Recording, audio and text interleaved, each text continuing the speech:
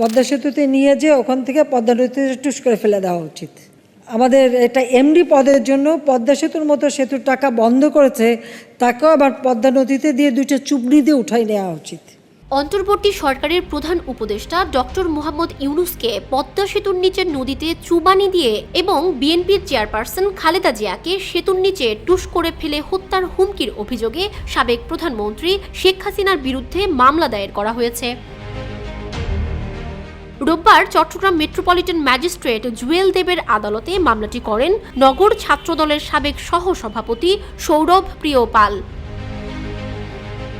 মামলার অভিযোগে তিনি উল্লেখ করেন 2022 সালের 18 মে সংবাদ সম্মেলন করে তৎকালীন প্রধানমন্ত্রী শেখ হাসিনা বলেন বিএনপি চেয়ারপারসন খালেদা জিয়াকে পদ্মা সেতুর ওপর থেকে টুস করে ফেলে দিতে হবে। একই সঙ্গে নোবেল বিজয়ী অর্থনীতিবিদ ডক্টর মোহাম্মদ ইউনূসকে পদ্মা সেতুর নিচ থেকে 2বার চুবিয়ে তুলতে হবে। পদ্মা সেতুতে নিয়ে যে ওখান থেকে পদ্মা নদীতে টুস করে ফেলে দেওয়া উচিত। আমাদের এটা এমডি পদের জন্য পদ্মা সেতুর মতো সেতুর টাকা বন্ধ করেছে, তাকেও আবার পদ্মা নদীতে দিয়ে 2টা চুবড়ি দিয়ে উঠাই নেওয়া উচিত। বাদী অভিন্ন গণমাধ্যমের মাধ্যমে বিষয়টি জানতে পারেন। আসামি শেখ হাসিনার উস্কানিমূলক এ বক্তব্যের পর আওয়ামী লীগ ও এর অঙ্গ সংগঠনের নেতাকর্মীরা ডক্টর ইউনূস ও খালেদা জিয়া সম্পর্কে নানা বিষোদগার করেন।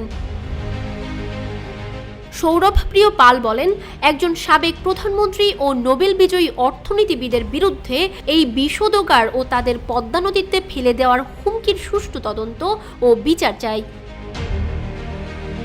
বাদীর আইনজীবী রেজাউল ইসলাম গণমাধ্যমকে বলেন, আদালত বাদীর বক্তব্য গ্রহণ করে পুলিশ ব্যুরো অব ইনভেস্টিগেশনকে তদন্তের নির্দেশ দিয়েছেন।